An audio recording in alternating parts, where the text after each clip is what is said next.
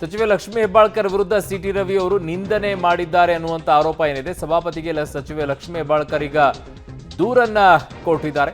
ಲಕ್ಷ್ಮೀ ಹೆಬ್ಬಾಳ್ಕರ್ ದೂರಿನ ಬೆನ್ನಲ್ಲೇ ಎಚ್.ಕೆ. ಪಾಟೀಲ್ ಅವ್ರನ್ನ ಈಗ ಸಭಾಪತಿಯವರು ಕರೆಸಿಕೊಂಡಿದ್ದಾರೆ. ಕಾನೂನು ಮಂತ್ರಿ ಸಚಿವೆ ಲಕ್ಷ್ಮೀ ಹೆಬ್ಬಾಳ್ಕರ್ ವಿರುದ್ಧ ಸಿಟಿ ರವಿ ನಿಂದನೆ ಮಾಡಿದ್ದಾರೆ ಅನ್ನುವಂಥ ಆರೋಪಕ್ಕೆ ಸಂಬಂಧಪಟ್ಟಂತೆ ಈಗ ದೂರನ್ನ ಕೊಟ್ಟರು. ಪರಿಣಾಮವಾಗಿ ಕಾನೂನು ಸಚಿವರಾದಂಥ ಎಚ್.ಕೆ. ಪಾಟೀಲ್ ಅವ್ರನ್ನ ಸಭಾಪತಿಗಳು ಕರೆಸಿಕೊಂಡಿದ್ದಾರೆ.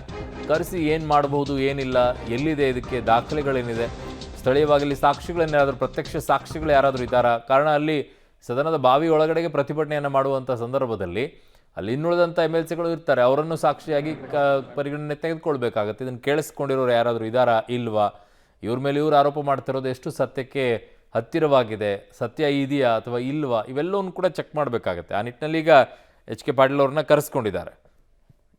ಓಕೆ, ನನ್ನ ಸಹೋದ್ಯೋಗಿ ಶ್ರೀನಿವಾಸ್ ನನ್ನ ಸಂಪರ್ಕದಲ್ಲಿದ್ದಾರೆ. ಶ್ರೀನಿವಾಸ್, ಈಗ ಸುಮಾರು ಕ್ರಮ ತೆಗೆದುಕೊಳ್ಳುವಂಥ ಪರಿಸ್ಥಿತಿಗೆ ಅಂದರೆ ಈಗ ಕಾನೂನು ಮಂತ್ರಿಗಳು ಏನು ಹೇಳ್ತಾರೆ ಅದರ ಆಧಾರದ ಮೇಲೆ ಮುಂದಿನ ಹೆಜ್ಜೆಯನ್ನು ಇಡಬೇಕಾಗತ್ತಾ, ಏನು ಕತೆ? ಅರುಣ್, ಒಂದು ಸಾಕ್ಷಿ ಇಲ್ಲದೆ ಯಾವುದೇ ನಿರ್ಧಾರಗಳನ್ನು ತೆಗೆದುಕೊಳ್ಳೋದಕ್ಕೆ ಸಭಾಪತಿಯವರಿಗೆ ಆಗೋದಿಲ್ಲ. ಹೇಳ್ಬೋದು ನೀವು ಎದುರುಗಡೆ ಇದ್ದವರು ಪಕ್ಕದಲ್ಲಿದ್ದವ್ರು ಹೇಳ್ಬೋದು ಅಂತಂದ್ರೆ ಬಿಜೆಪಿ ಸದಸ್ಯರು ಕೂಡ ಅಲ್ಲಿದ್ರು. ಅವ್ರು ಹೇಳ್ತಿರುವಂಥದ್ದು ಸಿಟಿ ರವಿಯವರು ಆ ರೀತಿಯ ಪದ ಬಳಕೆಯನ್ನ ಮಾಡಿಲ್ಲ ಅನ್ನುವಂತಹ ಮಾತುಗಳನ್ನ ಬಿಜೆಪಿ ಸದಸ್ಯರು ಹೇಳ್ತಿದ್ದಾರೆ. ಆದರೆ ಕಾಂಗ್ರೆಸ್ನ ಕೆಲ ಸದಸ್ಯರು ಹೌದು ನಾವು ಪಕ್ಕದಲ್ಲೇ ಇದ್ವಿ, ಹೇಳಿದ್ದಾರೆ, ಕೂಗಿದ್ದಾರೆ, ಆ ರೀತಿ ಬೈದಿದ್ದಾರೆ ಅನ್ನುವಂಥ ಮಾತುಗಳನ್ನು ಕಾಂಗ್ರೆಸ್ ಸದಸ್ಯರು ಹೇಳ್ತಿದ್ದಾರೆ. ಹಾಗಾಗಿ ಆಡಳಿತ ಪಕ್ಷದವರು ಹೇಳಿದ್ದಾರೆ ಅನ್ನುವಂಥ ಆರೋಪ ಮಾಡ್ತಿದ್ರೆ ವಿಪಕ್ಷದವರು ಆ ರೀತಿ ಹೇಳೇ ಇಲ್ಲ ಅಂತ ಹೇಳ್ತಿದ್ದಾರೆ. ಹಾಗಾಗಿ ಯಾವ ರೀತಿಯಾಗಿ ಇದನ್ನ ಹೇಳಿಕೆ ಸಾಕ್ಷಿಗಳನ್ನು ಪಡಿತಾರೆ ಗೊತ್ತಿಲ್ಲ. ಅಂತಿಮವಾಗಿ ಗೊತ್ತಾಗಬೇಕಾದಂಥದ್ದು ವಿಡಿಯೋ ಕ್ಲಿಪ್ಪಿಂಗ್ ಮೂಲಕ, ಯಾಕಂದ್ರೆ ಸದನದ ಸಂಪೂರ್ಣ ಚಿತ್ರೀಕರಣ ಆಗಿರುತ್ತೆ. ಆ ವಿಡಿಯೋ ಪರಿಶೀಲನೆ ಆಗ್ಬೇಕನ್ನಂತ ನಿಟ್ಟಿನಲ್ಲಿ ನಾನು ಈಗಾಗಲೇ ಹೇಳಿದಾಗೆ ಸಭಾಪತಿಗಳು ಸೂಚನೆಯನ್ನು ಕೊಟ್ಟಿದ್ದಾರೆ, ಕಾರ್ಯದರ್ಶಿಗಳು ಅದರ ಪರಿಶೀಲನೆಯನ್ನು ಮಾಡ್ತಿದ್ದಾರೆ. ಆ ವಿಡಿಯೋ ಸಾಕ್ಷಿ ಸಿಕ್ಕ ಬಳಿಕ ಬಹುಶಃ ಯಾವುದಾದ್ರೂ ಕಠಿಣ ಕ್ರಮಗಳಕ್ಕೆ ಮುಂದಾಗಬಹುದು. ಆ ನಿಟ್ಟಿನಲ್ಲೇ ಕಾನೂನು ಸಚಿವರನ್ನ ಸಭಾಪತಿ ಹೊರಟ್ಟಿಯವರು ಕರೆಸಿಕೊಂಡು ಯಾವ ಪ್ರಕ್ರಿಯೆಗಳಾಗಬೇಕು, ಮುಂದೆ ಒಂದ್ ವೇಳೆ ಸಾಕ್ಷಿ ಸಿಗದೆ ಹೋದ್ರೆ ಏನಾಗಬೇಕು, ಒಂದ್ ವೇಳೆ ಸಾಕ್ಷಿ ಸಿಕ್ಕಿದ್ರೆ ಏನಾಗಬೇಕು ಅನ್ನುವಂತಹ ವಿಚಾರಗಳನ್ನ ಚರ್ಚೆ ಮಾಡ್ತಿದ್ದಾರೆ. ಹಾಗಾಗಿ ನೋಡ್ಬೇಕು ಯಾವ ಸಾಕ್ಷಿಗಳ ಆಧಾರದ ಮೇಲೆ ಏನು ಕ್ರಮ ತೆಗೆದುಕೊಳ್ತಾರೆ ಅಂತ. ಕಾಂಗ್ರೆಸ್ ಅವರು ಹೇಳಿದ ಕೂಡಲೇ ನಿರ್ಧಾರ ಮಾಡಿ ಅವರ ಮೇಲೆ ಕ್ರಮ ತೆಗೆದುಕೊಳ್ಳೋದಕ್ಕೆ ಆಗೋದಿಲ್ಲ. ಯಾಕಂದ್ರೆ ಎಲ್ಲವೂ ಪರಿಶೀಲನೆ ಆಗಬೇಕು.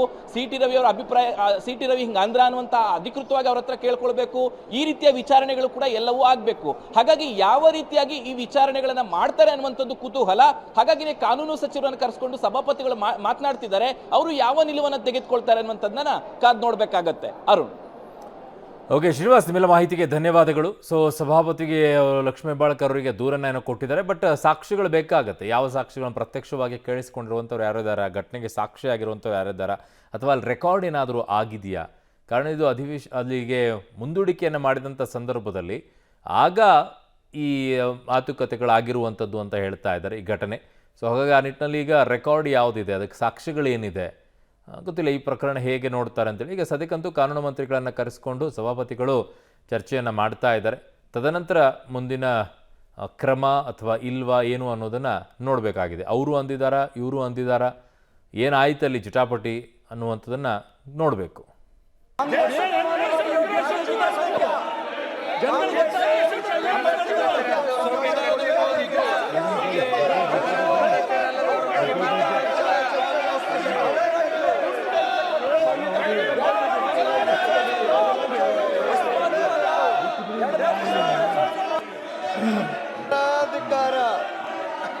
ಕಾಂಗ್ರೆಸ್ ಪಕ್ಷಕ್ಕೆ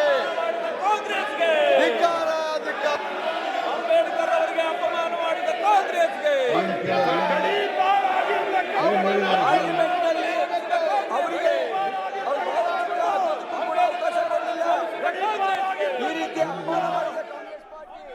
ಓಕೆ, ಇನ್ನು ಈ ವಿಚಾರದಲ್ಲಿ ಸಿಟಿ ರವಿ ಅವ್ರನ್ನ ಕೂಡ ನನ್ನ ಸಹೋದ್ಯೋಗಿ ಮಾತನಾಡಿಸುವಂಥ ಪ್ರಯತ್ನವನ್ನು ಮಾಡಿದ್ವಿ. ಏನಿದು ಎತ್ತ ಮಾತನಾಡಿದ್ದೀರಾ ಇಲ್ವಾ ಅಂತ ಹೇಳಿ ಅವ್ರು ಏನು ಹೇಳಿದ್ದಾರೆ ಅದಕ್ಕೆ ಇಲ್ಲಿದೆ ನೋಡಿ.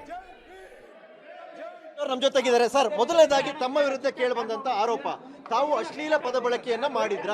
ನಾನು ಯಾರ ಬಗ್ಗೆನೂ ವೈಯಕ್ತಿಕವಾಗಿ ಅಶ್ಲೀಲ ಪದ ಬಳಕೆ ಮಾಡಿಲ್ಲ. ಯಾರಾದರೂ ಹಾಗೆ ಭಾವಿಸಿದ್ರೆ ಅವ್ರ ತಪ್ಪು ಕಲ್ಪನೆ. ತಾವು ಯಾಕೆ ಪ್ರವೋಕ್ ಆದ್ರಿ? ಏನ್ ಪದವನ್ನ ತಮ್ಮ ಕಿವಿಗೆ ಬಿತ್ತು? ನೋಡಿ, ಅಂಬೇಡ್ಕರ್ಗೆ ಸಂಬಂಧಪಟ್ಟ ವಿಷಯಗಳ ಬಗ್ಗೆ ಮಾತ್ರ ಚರ್ಚೆ ಮಾಡ್ತಾ ಇದ್ವಿ.